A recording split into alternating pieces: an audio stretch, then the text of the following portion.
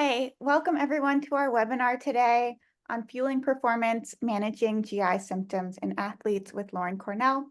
I'm Jocelyn, our registered dietitian here at FODzyme, where we make a digestive enzyme designed to target the most common FODMAP triggers, fructan, GOS, and lactose.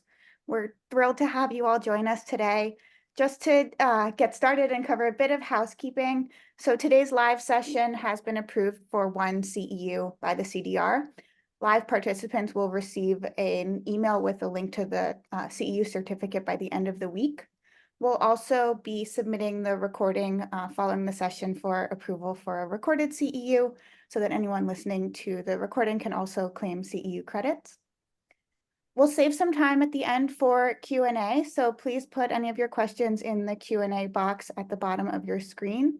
Please try to avoid putting them in the comments section just so we can stay organized. And with that, I'm thrilled to introduce our speaker, Lauren Cornell. So with more than a decade of experience as a clinical dietitian, Lauren's practice has supported the nutritional needs of medical teams and athletic coaches nationwide, specializing in gastrointestinal health and sports performance nutrition, but also serving adults and kiddos with various diagnoses. Lauren proudly completed her dietetic residency through the Veterans Affairs Greater Los Angeles Healthcare System and Children's Hospital in Los Angeles.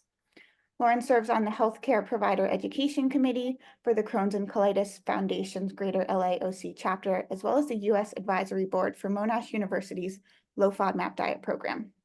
When not serving her patients, Lauren is likely out on a run or can be found in the ocean, scuba diving, surfing, or free diving. And with that fantastic bio, I will pass it to you, Lauren. Thank you. And just FYI, in case this matters to anybody, I can't see the chat, so Megan's gonna, field the questions at the end. But just in case anybody's like, Lauren must see this right now, I can't see it. So, hello everyone. And let's just dive in. So, we're talking about fueling performance and managing GI symptoms in athletes specifically. Only disclosure that I have that's relevant is that Kiwi Biosciences at FODzyme and Dr. Shar Institute are sponsoring this workshop. Okay, so our objectives today, we're going to provide a comprehensive overview of managing gastrointestinal symptoms in athletes from a sports and GI dietitian's perspective.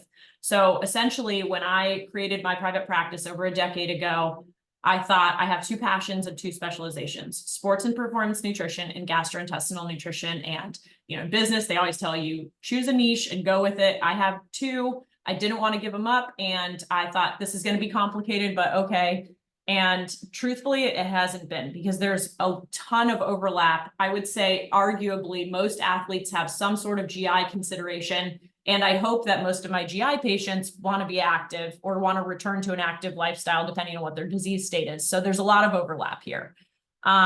We want to also cover an understanding of common GI issues in athletes, dietary strategies to manage these issues, and then how to personalize the nutrition plans for athletes in both individual and team sports, which can get tricky. And confidently know how to recommend the use of sports supplements and communicate all of this to both the athlete and their coaching team or parents. Participants will leave with actionable insights to optimize nutrition for improving athletic performance while minimizing digestive discomfort. So we've got a lot to cover. Okay, so let's just jump right in. So what is the importance of proper nutrition for athletic performance? These might seem obvious, but essentially they're all about building and maintaining lean body mass, which is going to allow the athlete to have power, strength, agility, and protect the bones and the joints. Through that, our job as dietitians, obviously, is to provide proper nutrition and make sure that that athlete is getting proper nutrition through their diet, right? So first things first is we're building a sustainable foundation for nutritional value and just being able to support this person through their hours-long training programs, the stress and the sort of power that needs to come with their actual events and their competitive moments.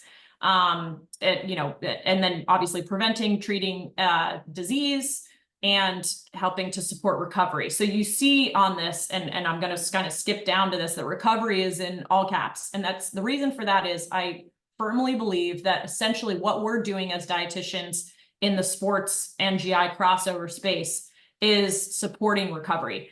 I would also argue that most coaching staff members would say that that's their priority as well. It is a proper recovery routine and regimen that allows an athlete to continue their sport, essentially. We also want to make sure that the athlete has enough energy. We want to reduce risk for injury and illness.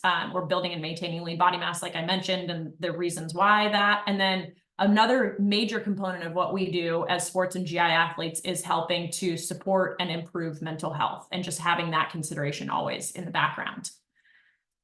So we kind of a lot riding on the nutritional aspect and the management of nutrition for an athlete. So the overview generally of what GIS or gastrointestinal symptoms, I'll use that acronym throughout this, in athletes really entail. So there's exercise associated gastrointestinal symptoms, and then there's exercise induced gastrointestinal symptoms. These are slightly different, and I'm going to use a slightly different acronym throughout this presentation for that. But big things you need to understand are that the GI symptoms really boil down to three main categories of cause. If we're to group them together, which is sometimes helpful when we're thinking about trying to treat that underlying cause, because it can get overwhelming.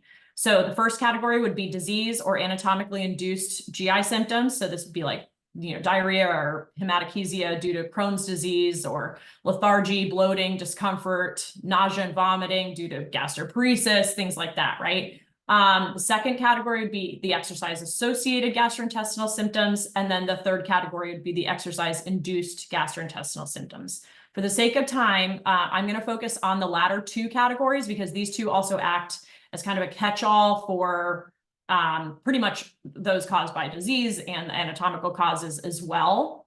So, for example, I'm not going to focus on diarrhea in an athlete with Crohn's disease, specifically if they're not experiencing a flare or symptoms. I'm going to focus on the diarrhea itself, right? If that's related to Crohn's or not, it doesn't really matter at that moment. And then the same heightened focus on adequate nourishment and prevention of nutrient deficiencies and malnourishment goes for any athlete and any GI condition. So I'm just not going to specify that out. But these statistics are pretty staggering. So more than 60% of endurance athletes are consistently reported to have GI symptoms. 4 to 32% of athletes across various sports reported severe GI symptoms. 9.8% of endurance athletes specifically suffer from IBS, yet are undiagnosed. So this is not even counting the ones that are diagnosed. And then other athletes experience GI symptoms and don't even fit the diagnostic criteria. And then 10% of runners specifically participating in half and full marathon events reported GI symptoms. So these are just across a few studies that collected some pretty staggering stats. I should mention too that runners tend to be the highest in GI symptoms. And I mention that because even if you're not working with an athlete that is a runner specifically, they're probably running for their sport in some facet. So you just want to consider that. Okay, so a couple things we're going to cover in this section: common GI issues in athletes, the factors that contribute to these GI symptoms, and then the impact of the GI symptoms on performance. So common GI issues in athletes: predisposition for or active GI disorder, diabetes or other conditions that are autoimmune, neurologic, endocrinologic. I was like writing this in the slide and I was like, I don't have enough room on the slide. It really could be any kind of condition, like pre-existing condition that affects this. Food allergy or food intolerance, psychosomatic onset. So this is like the thoughts that come into an athlete's head, whether it be in training, when they're being introduced to a new team or new atmosphere. And it's like, very much not like a stressful moment in their, sport necessarily. That also does happen, of course, like on competitive days and on event days, kind of that pressure's on feeling, all the what ifs, the clock is ticking, especially for somebody who's like event is early in the morning or something, maybe they haven't pooped yet and they're, getting a little nervous about that. There's a lot that goes into this. Physical trauma to the digestive system, obviously in sports, that's a big factor that can cause GI issues. Poor eating habits, poor recovery habits, stress-induced appetite loss, peer pressure from the coaching staff, peer pressure from other athletes, peer pressure that actually doesn't even directly affect the athlete and is indirect from social media or other athletes that they have never even met.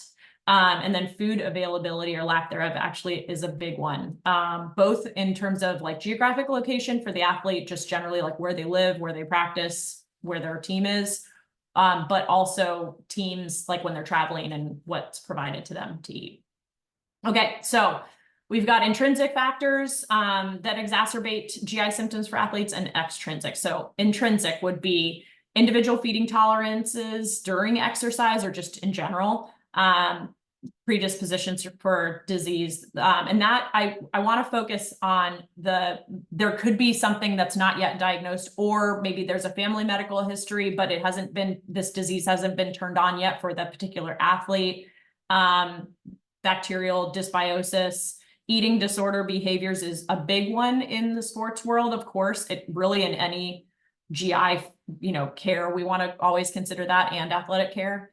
And then the extrinsic factors would be the intensity, the duration, and the modalities of the exercise. So the reason I bring up running again here in parentheses is because with running, oftentimes I'll hear runners talk about when they run their like long distance, like their long runs, if they're training for a marathon, for example, they oftentimes will say, it's really interesting, my core was really sore, or my abs were really sore, or that, if people are really concentrating on like wanting to get their abs, you'll oftentimes hear them talk about like, well, my trainer said, running is the best way to get that, not actually ab exercise. And it's because when you're running, there's a lot of stability muscles in the abdominal area that are activated, especially when you're running long distance, because you're tired. And so those start to activate. So then it causes more of an effect on the GI tract on the inside.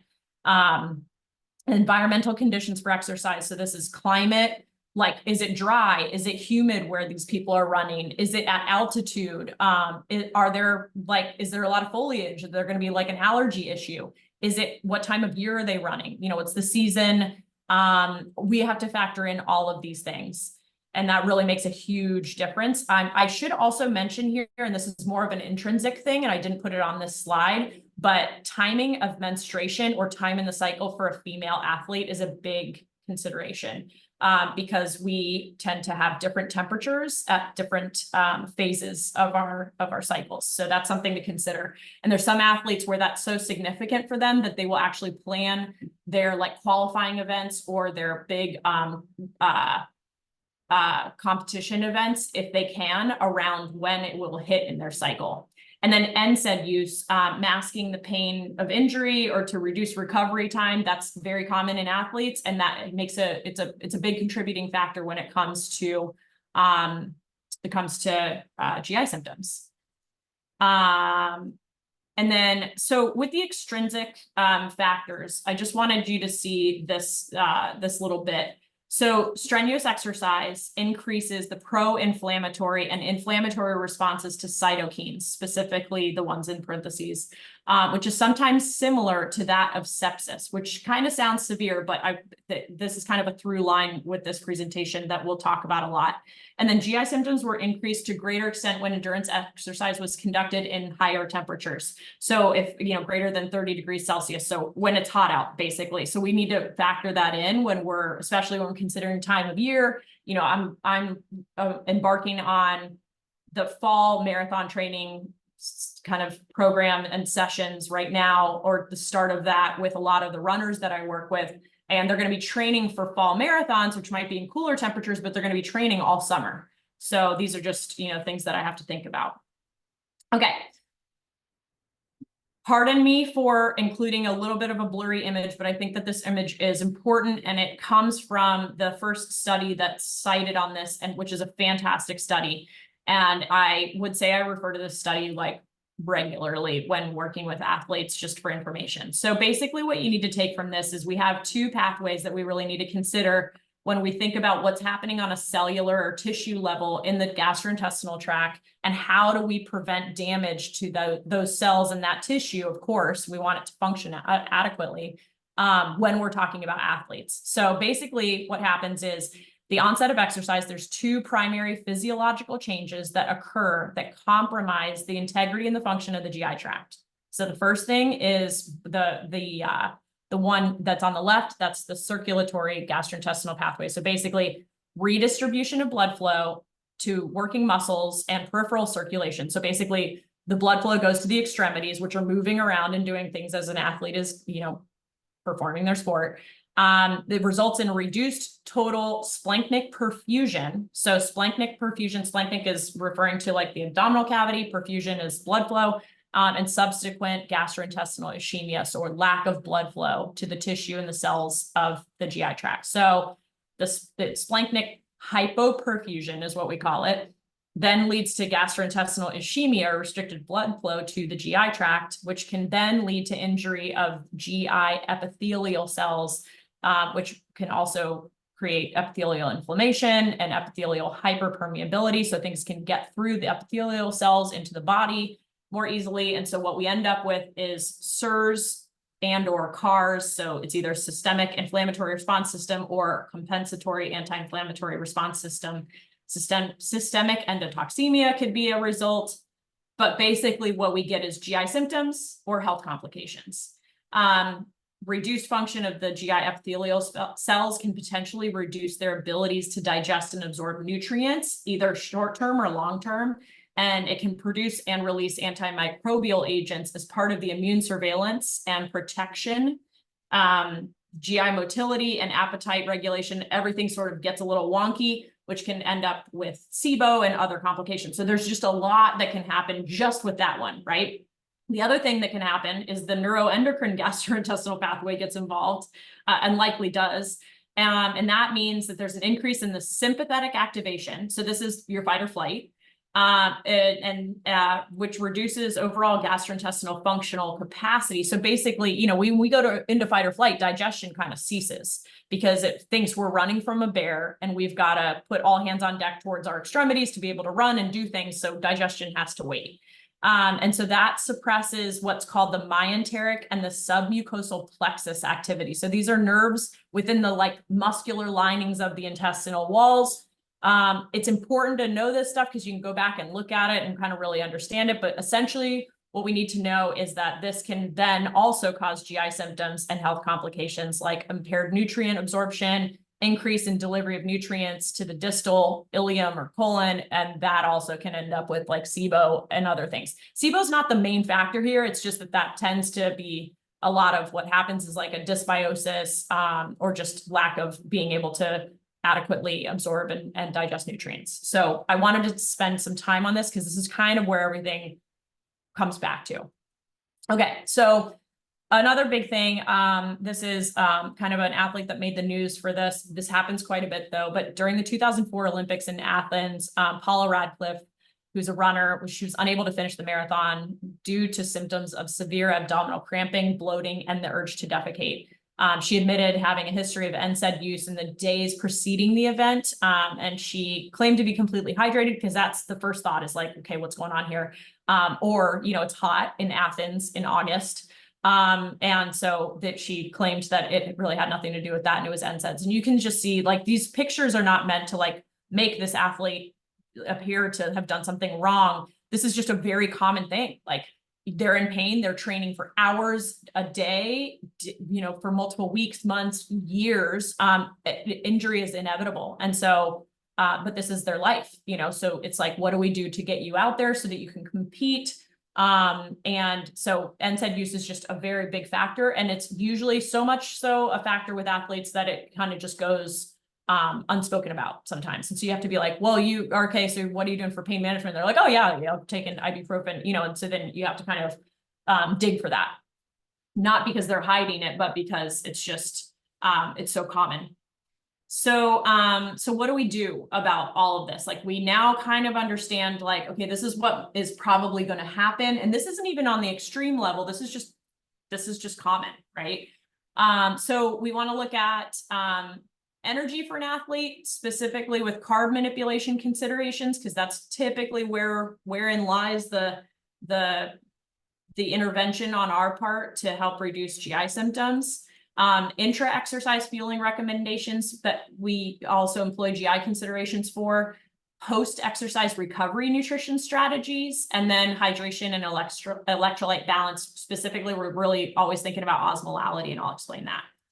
Okay, so I'm whipping through this stuff, sorry, but meaning whipping through a couple of these that are more obvious, right? So arguably the most important nutrient to consider when deciding upon dietary strategies when you're managing GI symptoms for an athlete are carbs. Of course, protein is a massive, massively important nutrient. Of course, fats are as well, but just like we're going to focus on carbs because carbs include FODMAPs, fiber, which could be a pretty big consideration, specifically for an athlete with IBD that's maybe in a flare, or it's the GI stimulating effects of insoluble fiber could be considered and are kind of under that carb umbrella for just somebody who deals with a lot of like chronic diarrhea, runner's trots, etc. And then sugar obviously is a carb, and that can be a GI stimulant in itself, even if it's just plain old table sugar, which should be nice and absorbed. So things we want to think about, like right before training, easy to digest carbs, individualized to the athlete's preference and tolerance. So you might think, oh, this carb is really refined and probably easy to digest, and an athlete might be like, that does not sit well with me. So it's really individualized. Carbs daily, wanting to make sure that they keep their glycogen stores up, especially if they're an endurance athlete and they're coming up to an event. You might do a carb load, which can be tricky with a GI patient.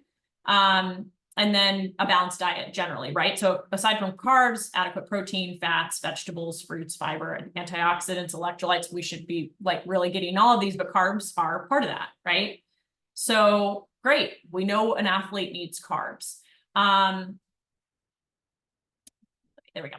Okay, so carb intake during exercise. So this is where it kind of gets interesting, and hopefully it's like a click where you're like, oh, okay, wait, this is why I got to think about this. So basically the rule of thumb is usually 15 every 15. So 15 grams of glucose or carbs of some sort every 15 minutes. So 45 to 60 grams per hour during about a 2-hour endurance event is roughly what we're like. That's kind of the baseline that we look at. I will say that research has been updated a little bit since I made this slide, and I'm still kind of playing with the numbers where this is, I feel confident with. I kind of will stretch this a little bit with some athletes where we have found that absorption is perhaps higher than 90 grams per hour, that last stat on the bottom of the slide. So I just mentioned that only because if you do have some athletes that you think can absorb more than that and do a good job of that during their training, of taking it in, that could be something to play with. But the big things that I want to kind of point out here are,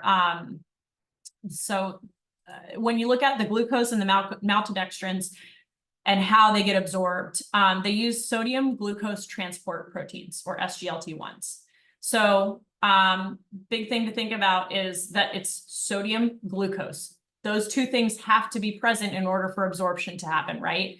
SGLT1s found in the intestinal mucosa in the enterocytes. Remember when we talked earlier about those enterocytes getting compromised? We really don't want that, because then the hydration and the fuel that we're trying to give the athlete aren't going to get absorbed. But this also works in our favor, because if we want those enterocytes to be working so that they don't die off because of hypoperfusion, we can give them some sodium and some glucose continuously, which kind of tells them, hey, stay awake. We need you to be doing work while this athlete is running or doing their race or their event or whatever, right? So the saturation is roughly 60 grams an hour of glucose. So this is just one factor, but carbs being a little bit different, meaning expanding past just glucose for the 90 grams versus the 60 grams. And then fructose uses a different transporter. So they use GLUT5, or it uses GLUT5. So that's expressed in a different place. That's in the apical border of the enterocytes. So that is something else to consider. And then fructose intolerance is typically due to a deficiency of the GLUT5 in the enterocytes. I should also mention that everyone on the planet is at least slightly intolerant to excess fructose to a certain degree. So it's universally malabsorbed. So, don't think that like that's why we don't test for fructose malabsorption in the most accurate setting, because everybody kind of is. So it's a little bit inaccurate. But the GLUT5s, their saturation capacity is a lot lower than glucose's. Or the SGLT1s, that's 30 grams per hour. So if you have an athlete that for whatever reason needs to rely on fructose as their energy, you have a reduced capacity. So just things to consider, because this all kind of plays into big, this is where, we have to think. So, and you also want to think about, like, if you have a particular athlete that's just like really sensitive to excess fructose or fructose in general, you want to think about what ingredients in like a goo or a gel or some sort of like intra event fueling supplement that they're using is going to be high in fructose, and that might not work right for that athlete, whereas it might work fine for other people. All right.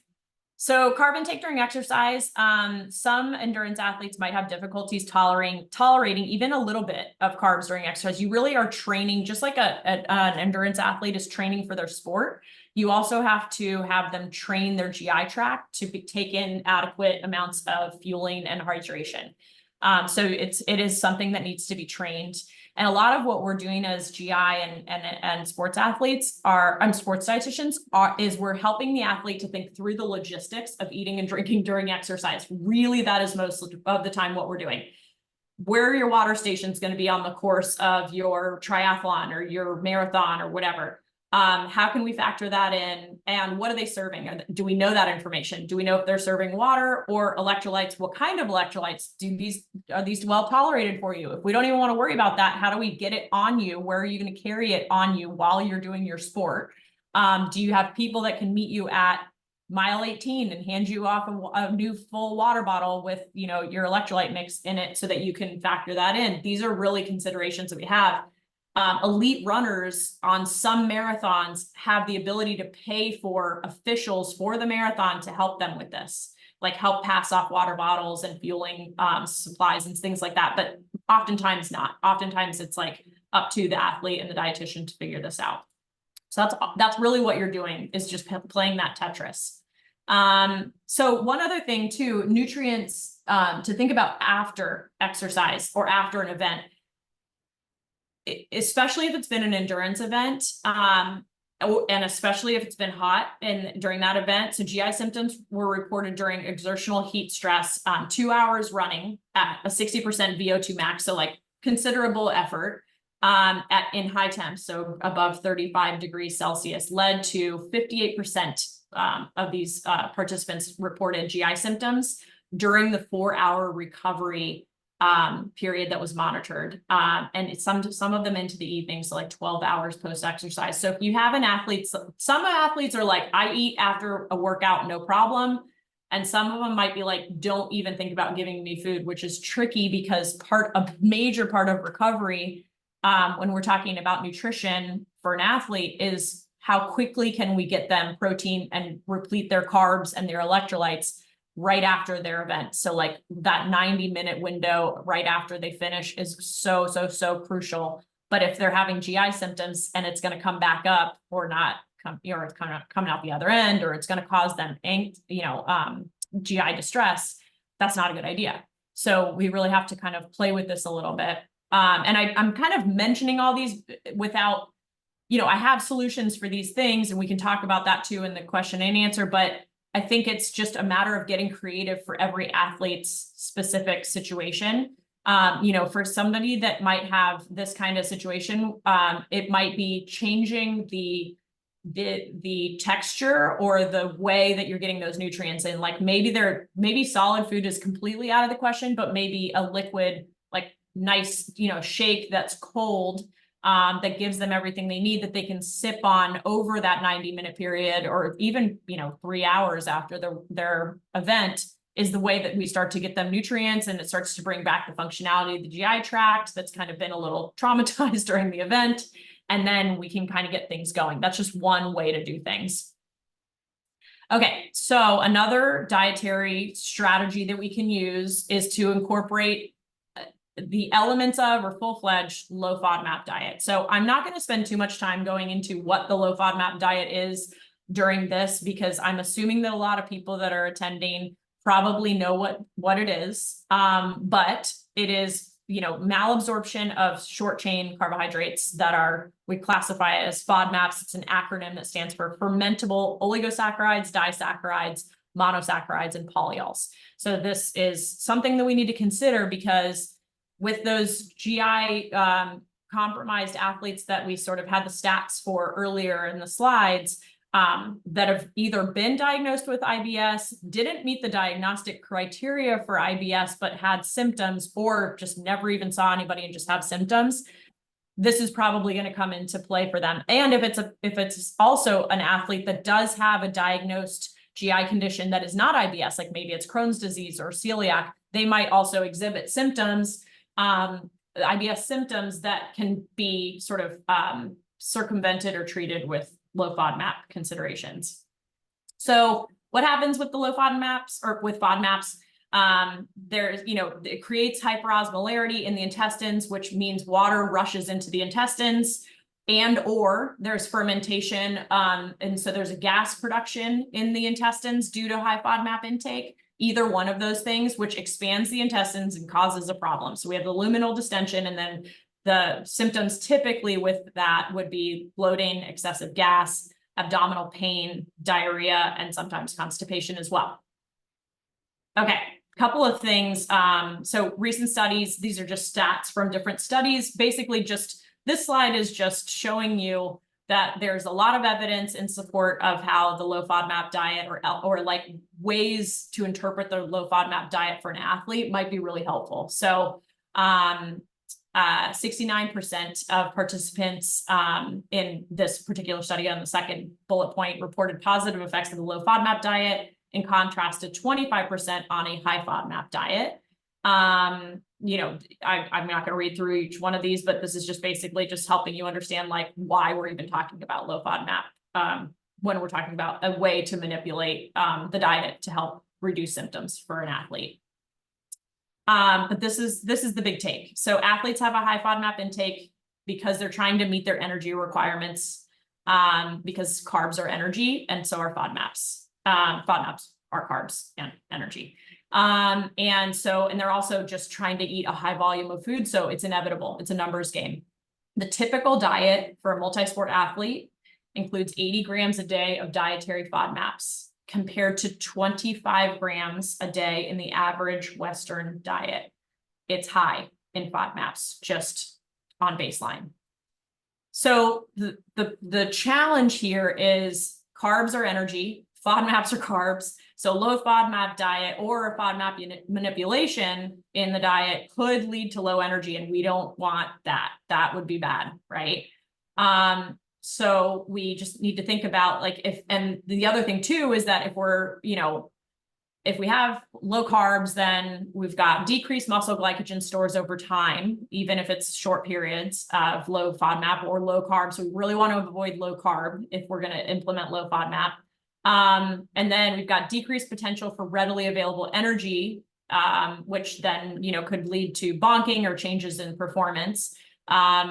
And then, a low carb diet also would be a reliance on higher protein, higher fat foods, which don't provide the best sorts of energy, but they also obligate individuals to rely on high protein and high fat foods before exercise potentially, which is not usually what we recommend, because that's then going to have to be digested during exercise, which is not great. So result of low energy secondary to low carb diet would be reliance on caffeine, which is a GI stimulant. We could have sleep disruption because of that as well, which that could compromise recovery for the athlete and rebuilding of tissues. And there's other side effects like, cardiovascular disease and anxiety that come with high caffeine intake too. So we really have to be careful to not have a low carb diet. So you want to identify sources of nutritional information for an athlete. This is incredibly important because they might be getting it from people that are maybe not trained, and they might be getting it from social media and things like that. The other things that you have to think about too is that, and I think I'm kind of jumping the gun on this a little bit because I think it's on my next slide too, but you have to think about if they're getting their information from non-reputable sources, they might be getting information that a low carb diet is a good idea, right? So you need to set the record straight and you need to develop a rapport of trust. You want to also make sure you're instilling confidence in the athlete. I would say that these strategies are probably more important than the actual like nutrition and clinical focus stuff that we do. You want to accompany the athlete to the training facility and their fueling tables and really point things out and really make sure that you walk the walk with them and show them through things that they have options to eat that won't cause them symptoms. Review menus with them, for their favorite restaurants or places where they order from, places where they, rely on to make their life easier. Reviewing the athlete's food log in detail just to help them really drive home information. And you really want to present the information to the athlete in several different ways so that they can kind of grasp at what's simple and fun for them. And you just got to remember with athletes, they're trying to remember a million different things at once. And they're trying to keep their grades up if they're collegiate so that they can keep their scholarship to play. And so there's just a lot of pressure and a lot that you're trying to keep up with. So you just want to simplify it. We do want to identify eating disorders. For the sake of time, I'm not going to spend too much time on this, but I would say I want to make sure that is not conveyed, that this is of lesser importance than anything else in this presentation. Your biggest concern is malnutrition and disordered eating, probably with an athlete and a GI patient. So, you want to make careful consideration about people that are in wrestling sports or they row crew, because those are two particular sports where they have to make weight, and weight has to do with whether or not they can even compete. And then remembering, athletes are, they're competitive. They're typically type A. If they're, semi-pro, Olympic, pro level, they're under the scrutiny of spectators, scouts, they're on TV, which can lead to a lot of stress of body image. There's also just this stigma of you have to look your sport, like a runner needs to look like a runner. So just all these considerations, it's really worth kind of really digging in with those patients. But I would also always make sure that athletes that you work with are seeing a sports psychologist. That's important as well. Other factors that can influence eating disorder behaviors, peer influence, the character of an athlete, the perfection, the strive for greatness kind of mentality. And then, like I mentioned, bodies, types of other athletes in their sports, right? And wanting to look like that. Hydration and electrolyte balance is a huge aspect of what we're doing in terms of strategy to reduce GI symptoms, but also just what we're doing to help an athlete, right? So it's a challenge for all athletes, not just those with GI symptoms. Remember that hydration is fluid plus electrolytes. The electrolytes come into major play when it comes to an athlete. It also comes into major play when you're talking to a GI patient that's completely sedentary. So you're trying to strike the right balance for the individual. And you're trying to consider the exercise intensity and the duration of the exercise and the environmental conditions. I won't go into the effects of dehydration, but they are vast. And they can be pretty significant. When we're talking about osmolality, just as a reminder, we're talking about the body's ability to digest and utilize ingested food and drinks within the body, right? So the more stuff, like carbs, electrolytes, amino acids, protein, flavoring that's in a drink, the higher its osmolality, right? So the goal is for the drink to be isotonic. So basically its osmolality equals our body's natural osmolality. And a lot of drinks will say that on them, right? Or you just need to understand that as a sports dietitian. If there's too much stuff in the drink, it's going to be considered hypertonic, which may draw water into the GI tract, which will cause the same issue that we just talked about for FODMAPs. Or it can have a GI stimulating effect, which could cause some symptoms.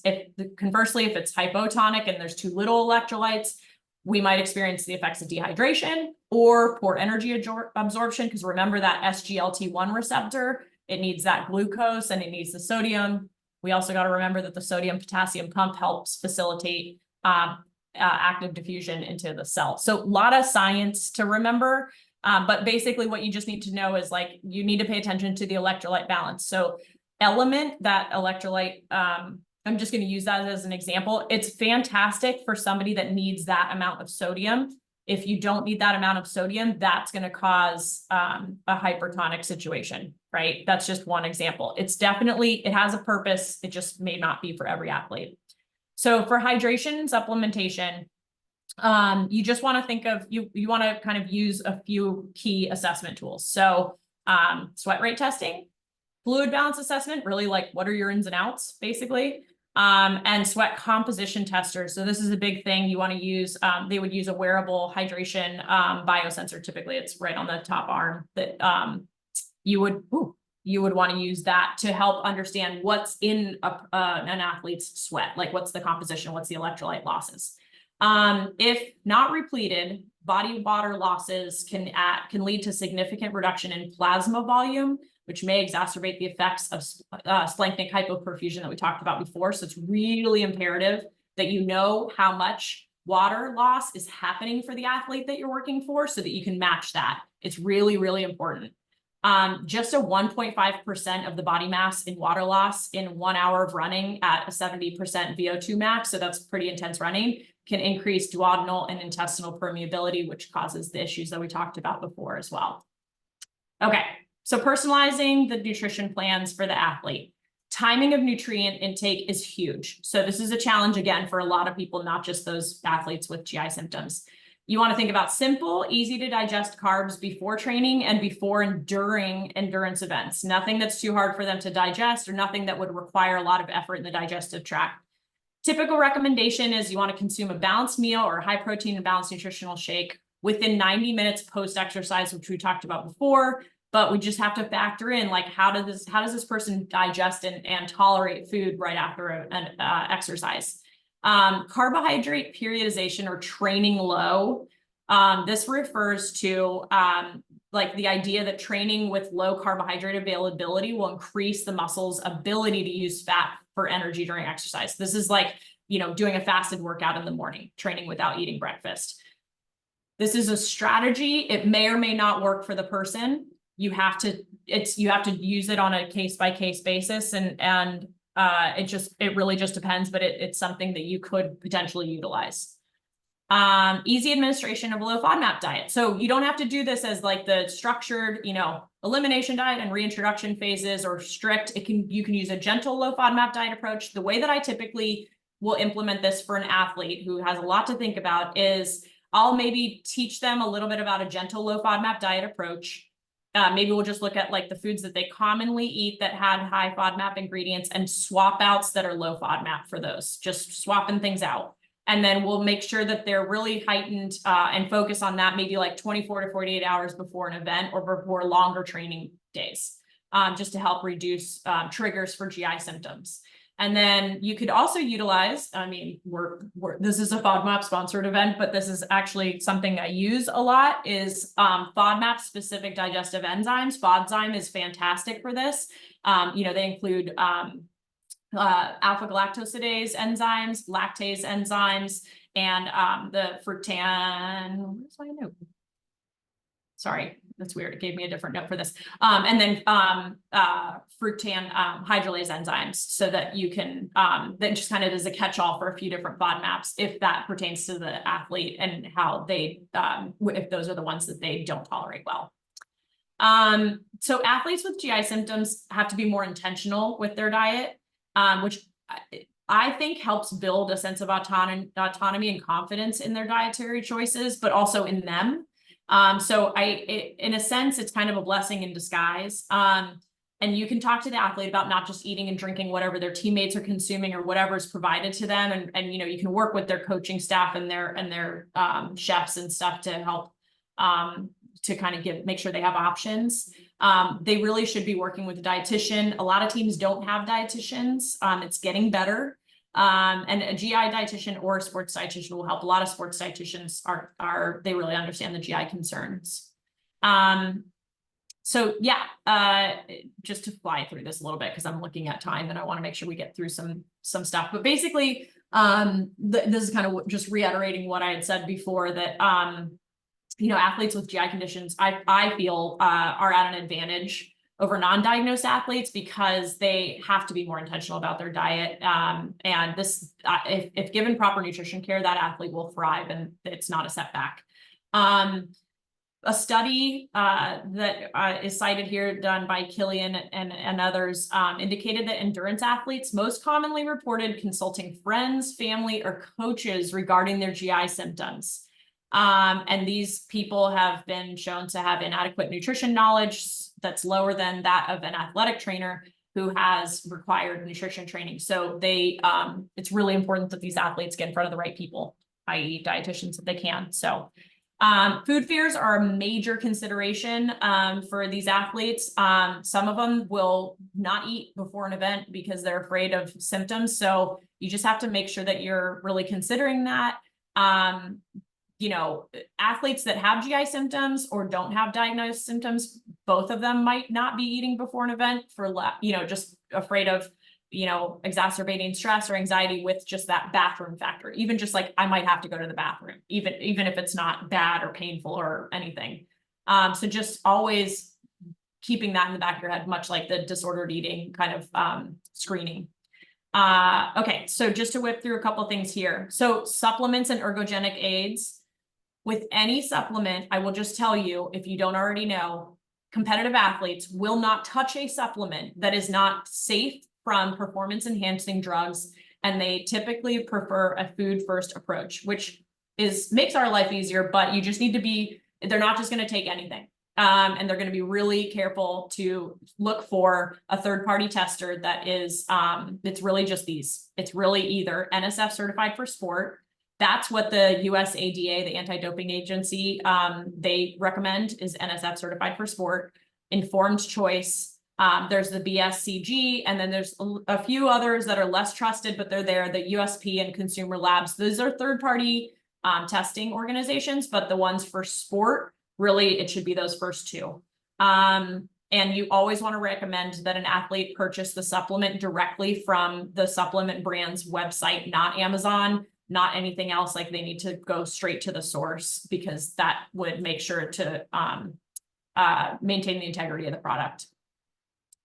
These are screenshotable, absolutely. Common sports supplements that are high in FODMAPs. These guys, I see a lot of the beet-based vasodilators, which I actually really like, but they are high in FODMAP. So these are just ones that you want to have like heightened kind of microscope on to just look at look at ingredients for. This is a list of, and again, screenshotable. These are high FODMAP ingredients commonly found in sports supplements. So this is just a list for you guys. If you want to screenshot that or. And I'm going to move on. And conversely, these are low FODMAP ingredients in sports supplements that are helpful. And a few of my favorites. We've got quite a bit now, actually. We've got a lot of different options. So these are just a few, but it's helpful to know.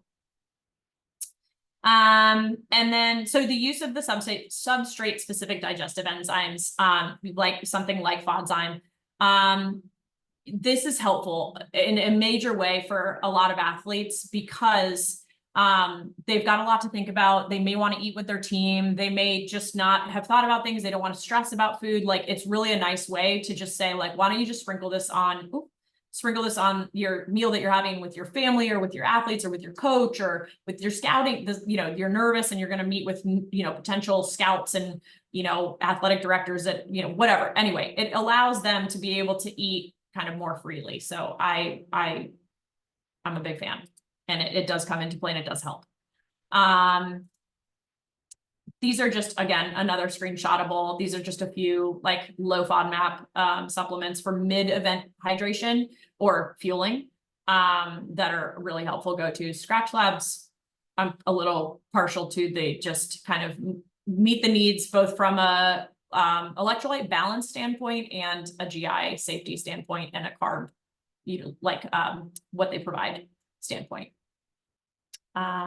Okay, so to wrap up, basically, the big takeaway, which I didn't even really talk about in a broad sense, but talked about ad nauseum, I think, like an intricacy, is that you don't want to forget that exercise is a form of oxidative stress. there's so many benefits to it that we would never discourage someone to exercise. And, we're talking about working with athletes with GI symptoms. So they're just not going to stop, and we don't want them to, but you do need to make sure that they understand, and that you are working from the understanding that we are combating oxidative stress that's happening for several hours a day in intense environments, all day, every day for these people. Since FODMAPs are malabsorbed carbohydrates, following a low FODMAP diet might result in a low carb diet. So this is, you've got to basically, when you're administering any sort of low FODMAP principles, if that's the way that you're going to do that, or manage this athlete, you want to make sure that they're still getting sufficient carbohydrates for energy, because it's not just energy in the moment, it's the glycogen stores that they're building up constantly to be able to utilize during their training and their actual competitive events, but they also need them during events if they're an endurance athlete. And we talked about this, but a lot of sports nutrition supplements and products do contain a lot of GI stimulating ingredients and high FODMAPs. So you just want to really look at those under a microscope and have your go-tos that you really like and that your athletes like. Overtraining and underfeeding is a major concern in all athletes, and honestly, in all GI patients, even if they were sedentary. So that is always something you're leading with is, are you getting enough nutrients across all different nutrients that the athletes needs? Are they getting enough calories? And if not, why? Is it a body dysmorphia issue? Is it a fear of eating? Are there other eating disorder behaviors at play? Is it a lack of availability? Is it that they don't know where to start and they don't know what to eat? Like, you got to figure out what, and that's essentially where your target is for what you're doing. Looking for signs for eating disorder is just it's an absolute must.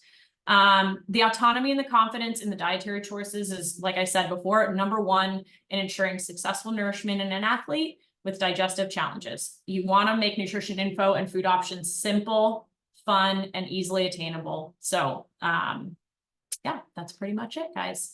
These are a couple more additional resources that I find to be really helpful. Just if you want to screenshot it, these are just some websites that I frequent a lot, or just, organizations, books, etc., that I really like a lot. And then here are references. There's a lot for this one. And thank you guys so much. Let's take some questions. All right, thank you. And everyone, we will be sharing the references list so you can access the research that Lauren used to create this presentation. Okay, so we have a lot here. We'll try to get through as many as we can. First question, in your experience, what is it about running that contributes to GI symptoms outside of dehydration, intra-workout fuel? Do you ever recommend referral to pelvic floor physio from a runner and IBS sports RD? Yep, absolutely. I would say that's a huge one. I think pelvic floor specialist. So just to be clear, pelvic floor specialist is a physical therapist by credential with a specialization, a certification specific to pelvic floor. This comes into play hugely with male and female and trans or non-binary athletes that are runners, specifically because of the pounding and sort of the gravitational pull on the pelvic floor with that, but really that's in so many sports. So yes, I would 100% look at that, consider that, recommend that. Why do I think that it's, I think it was why do I think it's more heightened GI symptoms in runners?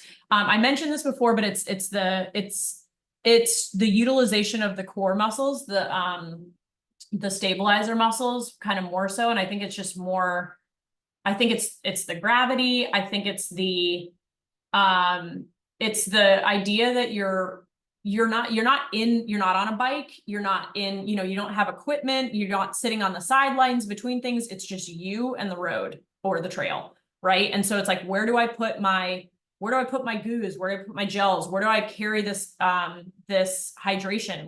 If I don't like running with something in my hand, but I run with a handheld water bottle, that took a while for me to just get used to. So I think it's just this inability or lack of desire for a lot of runners to want to deal with the hassle of proper fueling and hydration. I actually created a program specifically called Nutrition for Runners to address just that. I think it's a big issue that is a gaping hole. So hopefully that answered the question. Yeah, thank you. Next question is, if digestion slows down during fight or flight, would this mean hunger levels decrease as well? That's a good question. I don't think if you spoke to like a Broadway actor when they're on stage and asked them about this when they're on the specific to the moments they're on stage, or an athlete when they are about to go into an event, like maybe they're about to get on the starting block for a sprint race or a relay, or they're about to enter into the football game, I would say most of those people are not going to tell you about how hungry they were unless they're playing a slow sport. Like if they're playing baseball and they're in the dugout for a while where they can eat snacks. Most of the time it's because of the fight or flight and because of that adrenaline rush, they're not hungry. So it's not really a factor, but that can affect their ability to eat during their run or during their endurance sport. If that's, if they're doing an endurance sport where they require intra-run fueling, absolutely it can affect that. And that's kind of part of why you need to train them to fuel and hydrate, because they might not even have those cues and they're not thinking about that, even if they do. Like I'm always hungry. I'm hungry in the middle of a run all the time.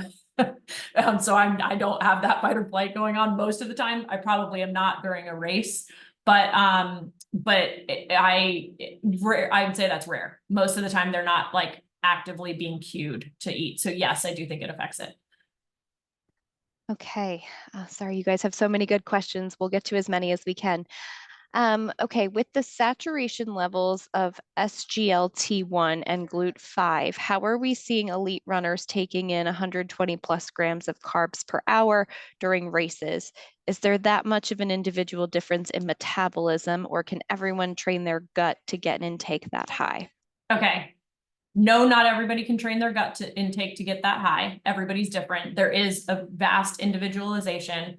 And when your question was specific to elite runners. These are fast runners.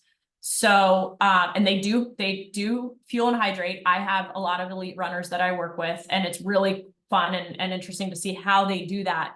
But their time is going to be reduced, but their intensity gets more. So they have to still fuel. But depending on the length of their race, they may not need to get to 120. They may not even need to honestly get to like 90. Sometimes they just need the 60, but we're working so hard with them on the carb loading leading up to their marathon, getting those glycogen stores in tip-top shape, getting that hydration in tip-top shape so that if they have wiggle room in their intra run, to be able to like maybe have a little less than the 90 grams per hour, which would be so ideal. Did that answer there was a couple questions in there. Did that answer? Yeah, I think that covered the majority of it. Yeah. Okay, and we have a lot of questions about FODMAPs and disordered eating. So I'm going to summarize them as, how do you walk athletes through a low FODMAP diet who exhibit disordered eating? And also, how, would you encourage it at all? Those are kind of the main questions. That's a great question. I would say, I am probably not recommending any sort of dietary restriction that is not absolutely necessary. Absolutely necessary. Meaning if the patient has celiac disease, I know they cannot have gluten.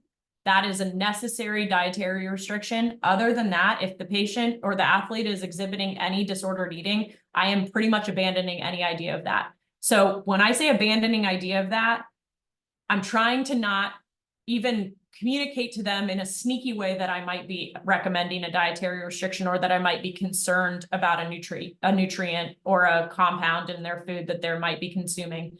That said, I don't hide it from the athlete, what we're talking about. Like I want to put it all on the table. That's my way of administering care. That's what I believe. But I'm going to try and circumvent it in different ways, or just help them like use that as a way to understand, like, that might be something that causes you a symptom, but there are all these other options that like you shouldn't even skip a beat on. This would be also another area where like perhaps a substrate specific digestive enzyme might be helpful.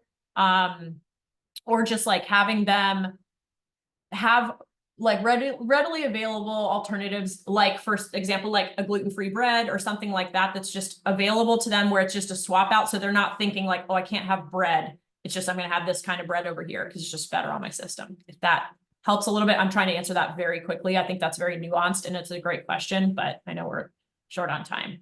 Yeah, so we'll just do one more. If an athlete suffers from recurrent SIBO, would you recommend a break from training or at least from intense training? Is there a way to prevent recurrence that is nutrition or behavioral based? I can't recommend a break from training. I don't feel right about that. And I don't think that's going to align with like, that's a break in training really like can't be my call. And it also isn't typically what the athlete's even gonna entertain. Because a break in training or break in competing could mean their career. And that's the reality of it. And I'm not saying that from a like, we got to push through this standpoint. It's just the reality. So that's not it. But also, I don't know that you need that with SIBO. I think that there are ways to eat through SIBO and move through SIBO. It's just maybe going to incorporate different modalities. Then there's so many options with SIBO, and like working with the GI medical team to find out what type of SIBO we're working with, why it's recurring. So if there's been an anatomical difference, if there's been, trauma to the abdomen or the GI tract that's causing it, or if there's just chronic constipation, or if it's like a sympathetic nervous system thing that's happening where the GI motility is getting slowed because this athlete's dealing with stress and anxiety all the time or during events or something like that, we can kind of play with that. This is a little off, but I had a teacher as a patient one time she came to me for extreme constipation. Come to find out, she teaches from like 7 to 3:30, and then she does an after school care. So she doesn't get home till like 5. And she basically wasn't pooping Monday through Friday. And then she would just like be on the toilet and home all weekend because everything was coming out then. Similar in that she was basically like in fight or flight mode because she couldn't leave the classroom. She had kindergartners, so she couldn't leave to go to the bathroom. So she could not use the restroom from 7 to 5 every day.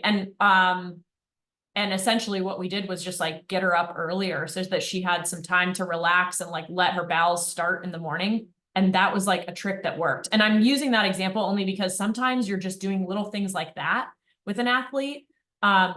Collegiate athletes, oftentimes they need to keep their grades up. So they got to study. We need them to recover. So they got to get a lot of sleep.